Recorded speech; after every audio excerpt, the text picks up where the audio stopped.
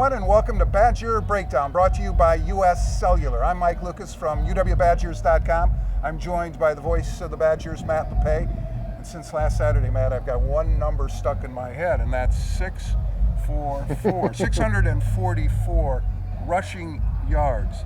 That's incredible. It's stupid, is what it is. I mean, one week they have 17 straight completions to set a school record, and then 644 rushing yards. They're setting modern era Big Ten records. Look, Bowling Green's defense is not very good, but 644 yards against anybody at the FBS level or maybe at the college level period, that turns everybody's heads. And if you're Melvin Gordon and you need 13 carries to get 253 yards, that's ridiculous. But he was able to pull that off last Saturday. I could put you on the spot. What was your favorite Melvin Gordon run against Bowling Green? I have no idea, any of the 13. I guess the one where he had the broke a tackle, a little spin move, angled off to his left. What was it, like a 20-yard run, something? You know, he had a 69-yard run, a 50-yard run. But in that run that we're talking about in particular, he showed everything.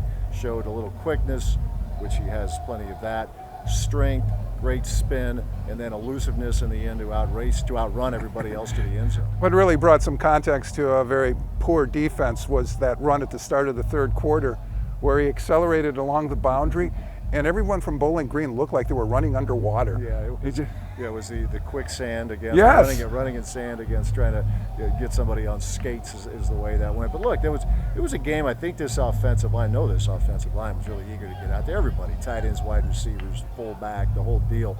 They wanted to get out there and reestablish the running game. They'd heard about it long enough, about the Western Illinois game, so they wanted to go out and pound somebody. And that's exactly what they did for 3.5 hours last Saturday. And what that game did one more time, in case we needed any reminding, it highlighted the 1-2 punch that the Badgers have and how they complement each other, Melvin Gordon and Corey Clement. Yeah, you could almost say 1, 2, 3 because of Tanner McAvoy's ability. I mean, he sets a school record for quarterbacks in a single game, and I catch myself forgetting that. Then I look up, we're getting ready for this game. I was like, this guy put up 158 on the ground. But to your point, the tailbacks, when you have Melvin Gordon and Corey Clement doing what they were able to do with limited carries, they're both so powerful.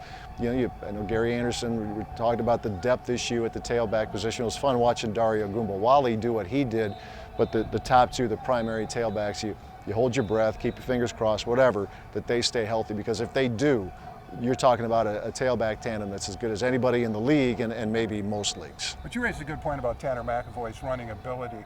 And what I love is the read option or the zone read play, which puts so much pressure on the defense because you definitely have to account for McAvoy as that second runner. Yeah, it's still early in the season, but we're watching his team, diversify a little something different each week. I know Gary Anderson talked about it in his news conference on Monday.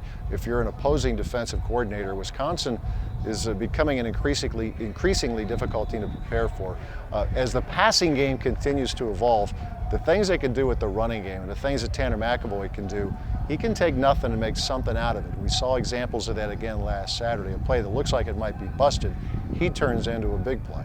I'll give credit to McAvoy too. He was pretty honest this week, saying that he's got to throw the ball a lot better than he did against Bowling Green.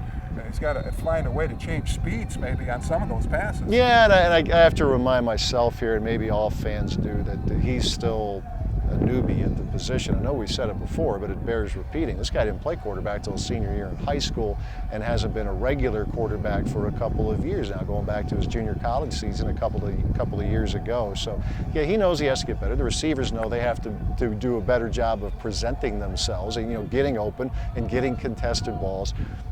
The proverbial line here, or the time-worn line, work in progress. That's what's going on there. But in the meantime, that running game is looking really good. Big play Sam starting to turn a few heads. Sam Arneson with his ability to get downfield, make catches. 18 career catches, 5 for touchdowns, making them count. And you know what? We talk about contested balls. He doesn't have a ton of career catches, but he's made some real tough ones among those 18. Now, he's wide open in the scoring play last week against Bowling Green, but I keep thinking about the catch he made against Ohio State last year, where he got trucked in the end zone, but he hung on to it. He can make those kind of catches. He's a tough kid, and it's fun to see him get rewarded a little bit now. On defense, one player really stood out. Number 30, Derek Landers. She was all over the field. Yeah, he was, and it's going to be. It's, you know, we talk a lot about other players on defense, and it's easy, you know, for me to forget about this guy. He's been around for a while, but he's attacking from, it seems like, all angles.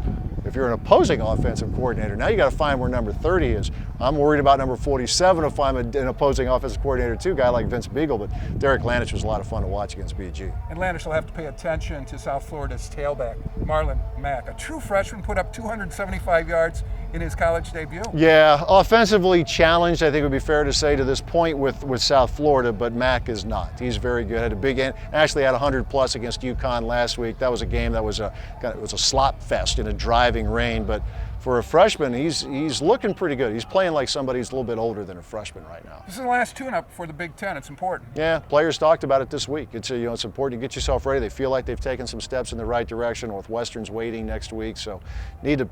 68's a tough act to follow, but this team wants to continue to do the kind of things that it did offensively against Bowling Green. For Matt Lepay, I'm Mike Lucas. Thanks for watching Badger Breakdown, brought to you by U.S. Cellular.